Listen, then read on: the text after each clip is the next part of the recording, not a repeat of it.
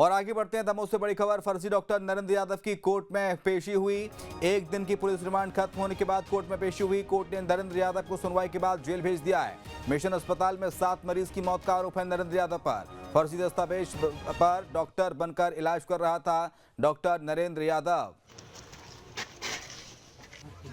और अब इसे जेल भेज दिया गया है। इसकी पुलिस कस्टडी जो है वो खत्म हो गई है और पुलिस ने पूछताछ में तमाम साक्ष्य जुटाए हैं और फिलहाल अब बाकी की जिंदगी जेल में ही गुजारेगा डॉक्टर नरेंद्र यादव, जो फर्जी डॉक्टर है। खुद को लंदन का कार्डियोलॉजिस्ट बताकर कई लोगों की जान लेने का इसके ऊपर आरोप है। कई लोगों की हार्ट सर्जरी की, जिसके बाद उनकी मौत हो जाती थी। और आरोप है कि छत्तीसगढ़ के पूर्व विधानसभा स्पीकर की भी हार्ट सर्जरी जिसने बिलासपुर में की थी और उनकी भी कुछ समय बाद मौत हो गई।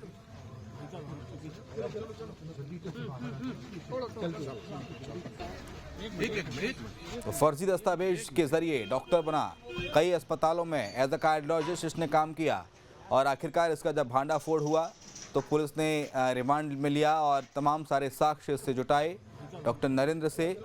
इसके ऊपर तमाम संगीन आरोप हैं। फर्जी डिग्री बनाता था हामिद अंसारी, देश के पूर्व उपराष्ट्रपति।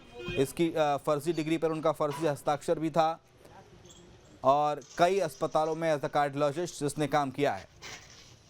तो एक दिन की आज रिमांड खत्म हुई है और पुलिस ने इसे जेल भेज दिया है।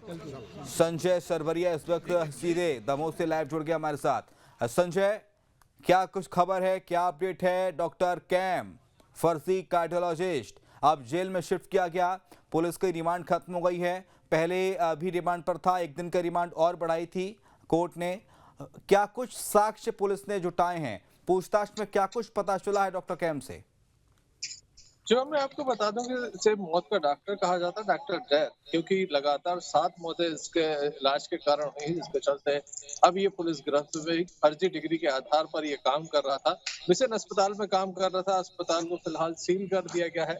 काफी जो मैं आपको बताना चाहूंगी, चौंकाने वाले तथ्य सामने आए हैं। फर्जी डिग्री है, इसके अलावा इसके पास एक पूरी फैक्ट्री पकड़ी गई थी फर्जीवाड़े की, जहां पर ये दस्तावेज बनाता था।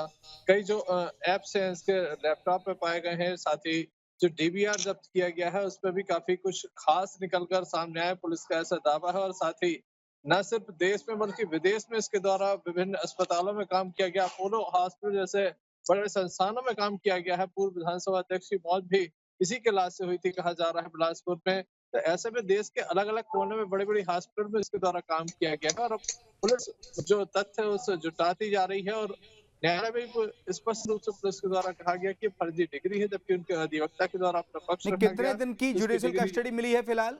कितने दिन तक जुडिशियल कस्टडी में रहेगा डॉक्टर नरेंद्र?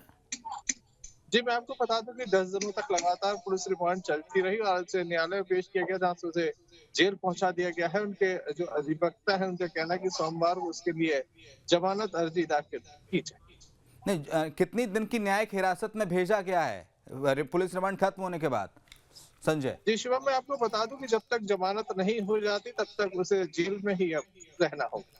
ठीक है, लेकिन आरोप है 7 मौतों का, लेकिन ये 7 मौतें जो हैं वो दमोह में हुई हैं। ये इससे पहले भी संजय कई अस्पतालों में, कई बड़े शहरों में एज ए कार्डियोलॉजिस्ट काम कर चुका है। ना जाने उन अस्पतालों में सर्जरी करके कितनी मरीजों की जान ली होगी। क्या इसका डेटा है पुलिस के पास? जी, मैं आपको बता दूं कि पुलिस के द्वारा संपूर्ण देश में जहां अलग-अलग स्थानों पर पहले एफआईआर हुई, चाहे नोएडा की बात की जाए, हैदराबाद की बात की जाए या फिर अन्य जगह की बात की जाए, तमाम स्थानों पर पुलिस पहुंची है। पूर्व में जो मामले दर्ज हुए फर्जीवाड़े के, जहां पे ये मामला दर्ज होता था, इसके बाद ये वहां से किसी तरह से निकल लेता था और दूसरे अस्पतालों में नाम बदल कर काम कर रहा था। इसीलिए इसने अपना नाम जो नरेंद्र यादव था उसे बदल लिया था, दूसरा नाम रख लिया गया था और इस बात की जानकारी किसी को नहीं थी कि वही नरेंद्र यादव जिसकी कई जो राज्य है वहां पर एफआईआर दर्ज की गई है। काफी फर्जीवाड़ा इसके द्वारा किया गया है। अंततः पुलिस के हाथ से चढ़ गया है। अब न्यायालय में मामला चूंकि पहुंच गया है, न्यायालय इसको डिसाइड करेगा कि जमानत मिलेगी या नहीं और फिर क्या फैसला आता है ये आने वाला वक्त ही तय करेगा। जी ठीक है, पुलिस कब तक चार्जशीट पेश कर देगी इसको लेकर कोर्ट में? जी, 60 दिनों का समय मिला है। फिलहाल अभी जो है वो 11 दिन होने को हैं। अब पुलिस के पास काफ़ी कम दिन बचे हैं, क्योंकि पुलिस को ना सिर्फ भारत से बल्कि विदेश के फ़ॉरेन से भी कई डिग्रियों के संबंध में जानकारी लेनी है, जहाँ पर वह काम करने के लिए गया हुआ था, या फिर वो कह रहा कि जहाँ से उसके द्वारा कोर्स किए गए हैं।